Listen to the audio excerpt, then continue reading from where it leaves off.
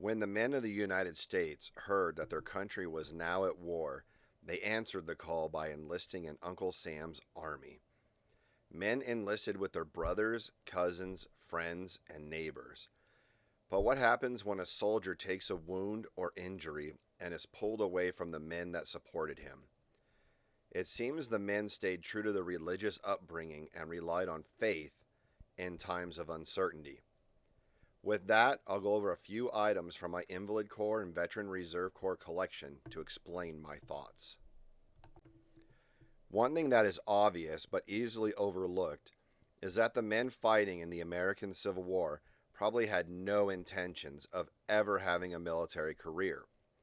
The majority of men signing up to fight were already secure with a job they felt had suited them best, as shown in my ledger from the 132nd Invalid Corps showing the men's occupation at enlistment. The men were farmers, blacksmiths, carpenters, lawyers, marble cutters, and rope makers. The men left their occupation to answer the country's call and became soldiers. They signed up with other residents from their city or county and relied on them for strength in the new unknown occupation. But what if a soldier was shot in battle? He would be removed from his unit, put in a hospital away from his friends, and probably moved to the Invalid Corps in a new state he had never visited, surrounded by men he had never met.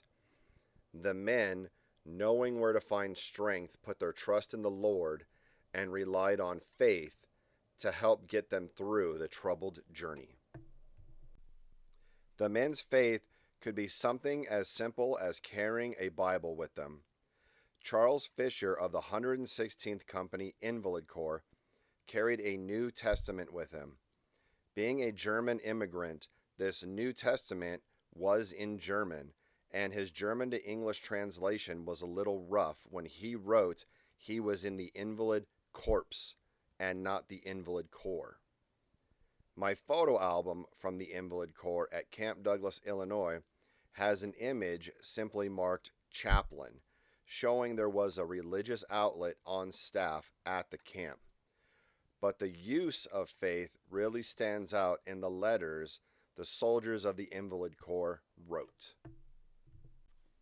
Henry Hartshorn of the 11th VRC wrote his brother a simple note saying, "I'm writing a few lines to let you know about my health, which is very good at present time, and I hope that these few lines will find you enjoying the same great blessing of good health."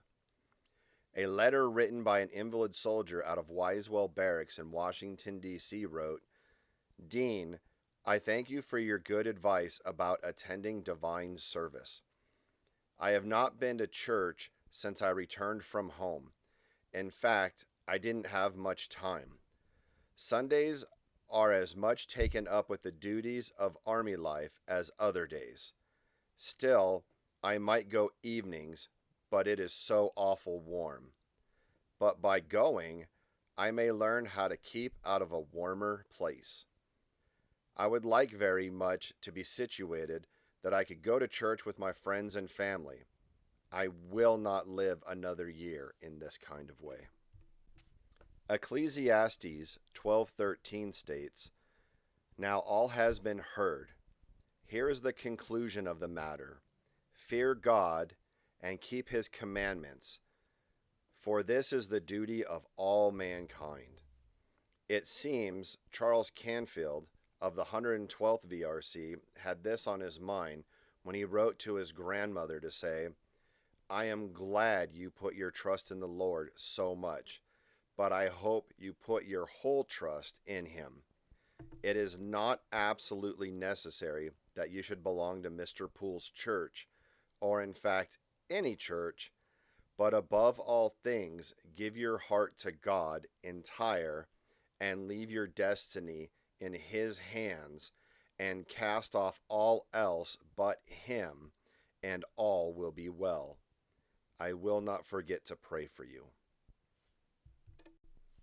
Charles Canfield again wrote to his grandmother to say, "I think that I am becoming a little better, and may God help me to continually improve and become more as He would have me be. May the Lord bless you and make you very happy is my daily prayer. This is in line with the 1 Corinthians 11:31-32, which states, "But if we would examine ourselves, we would not be judged by God in this way. Yet when we are judged by the Lord, we are being disciplined so that we will not be condemned along with the world." Proverbs 3:5-8 writes, "Trust in the Lord with all your heart, and lean not on your own understanding. In all your ways submit to Him, and He will make your paths straight.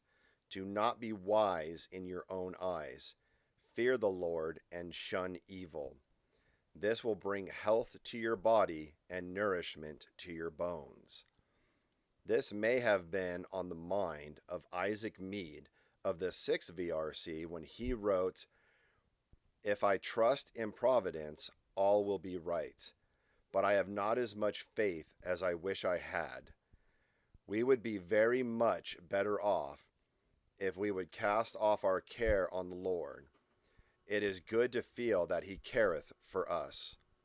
In the same letter, Isaac writes, "Pray for me, dear Essie, that I may not grieve the Spirit away from me, but that it may always be with me to comfort me, encourage me to do right. It is good to put our trust in God." I personally would like to believe the writings, the sayings, and the mental status of every soldier can be summed up by Merville Matthias of the 18th VRC when he wrote to his friends stating, "I have done my honors parts in the war, but would go again in a minute if I was able. This is not the least bit cowardice about me. I put my trust in God, and that is all I need."